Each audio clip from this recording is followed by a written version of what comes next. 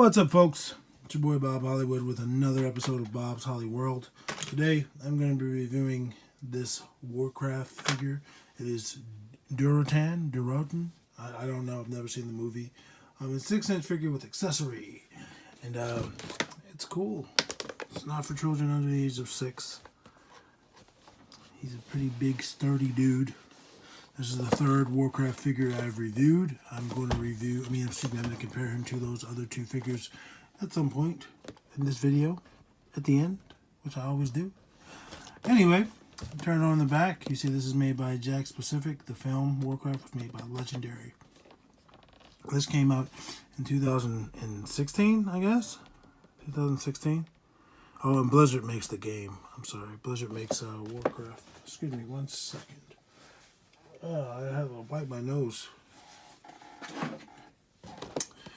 Again, Durotan, 11 points of articulation, includes removable axe. And then there's a bio. It says, Chieftain of the Frostwolf clan, Durotan is one of the bravest warriors in all of Warcraft. Master of the battle axe, he will do whatever it takes to ensure the safety of his family and the future of his clan. Again, I don't know if this guy's a good guy or a bad guy. I just know he's a big old orc. Big old orc. Let's get this guy open. I bought this guy from Five Below last year. Bought all my Warcraft figures from Five Below last year.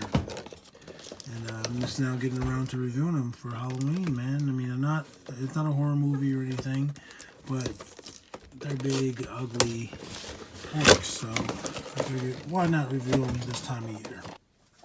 Alright, folks. Here's Durotan. He's holding his axe. This is only accessory. I think this guy is pretty damn cool. I haven't checked out his mobility or anything, but I was just seeing his hair and like the braids, the cornrows and braids. That's fucking neat. It looks really good. And he's got these two really big ones in the front and one in the back, and then there's smaller ones all throughout his head. So it's pretty good. He's dirty. Like you see, his back is pretty clean, but his arms are filthy. And I think that they just tried to do some, try to make him, have a little more detail, which is cool. He's got this cummerbund with some sort of animal's tusk, or excuse me, some sort of animal's skull. And it's much softer plastic, this skull, than even the base it's on. His hair is a little bit soft, but not really soft. His hands soft. I love it. Love the detail, man. He just looks like he kills animals and turns them into armor and clothing. Like his right arm has this chain around it, and then there's bones. It's like a kind of like a wrist protection with fur in there. Same thing on his left arm, but he uses a leather strap instead of chains. Then he's got a skirt essentially made out of animals. Feathers in there, different bones in there. Another skull. Soft plastic. This kilt is the same soft plastic as this helmet. Or why do I keep saying helmet? Is the skull. Then he's got spikes coming out of his knees, man. Different designs, different styles. And big gray boots. No peg holes. I don't think any of them had peg holes. And he's got more like, almost like feather sort of things coming out of his back, of his shoes. He's a thick boy, man.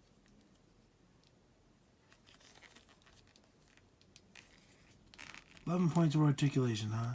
So let's go over those points of articulation. I like the orange. I do like the orange color scheme. I love all the fur, man.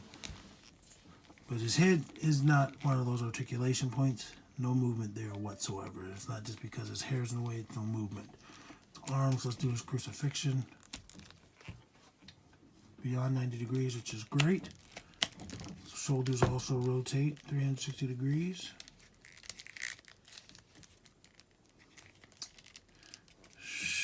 Elbows. Very stiff elbows. They rotate 360 degrees like that, but I'm having trouble bending it. It clearly has a point of articulation, but it's stiff on that left one. Right one's a little bit better. Not very much articulation there. But again, 360 rotation. I need to get rid of his axe. It was a little hard to get his hands in it. The axe in his hands. You have to bend his thumb a little bit. But his hands rotate. His right hand does not want to do it too much, but it does rotate. His left hand, pretty much 360 degrees. Does he come off? It probably could come off. I'm not going to do it. I have no reason to. Ab articulation, he does have a waist swivel, but he is not going to move very much. And his legs can go up, just not very far because of his skirt. They go back some too. There is a thigh swivel, thigh cut. Both legs rotate pretty well.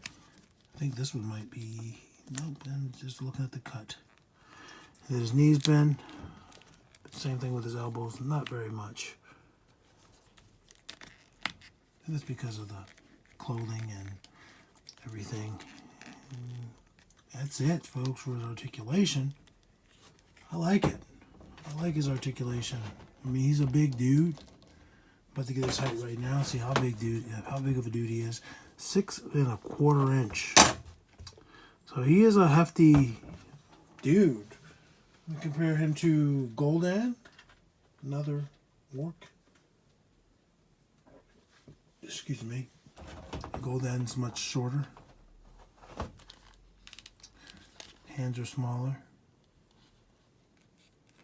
But they both got that underbite. Or overbite, rather.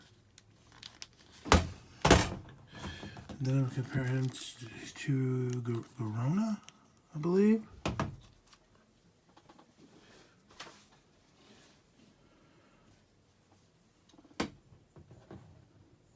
And I thought Durotan was the one sculpted the worst out of the three.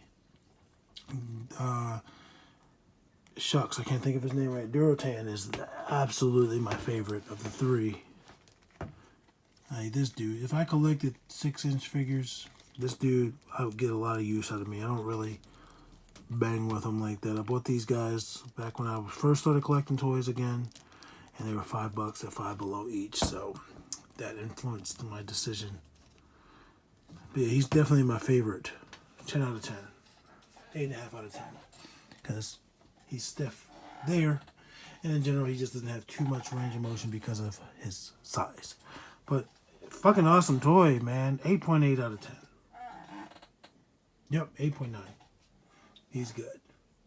I like him. Anyway, guys, like, comment, subscribe. Let all your homies know where they can find me, B.O.B., and that's right here at Bob's Holly World. I'll catch you guys next time. Peace.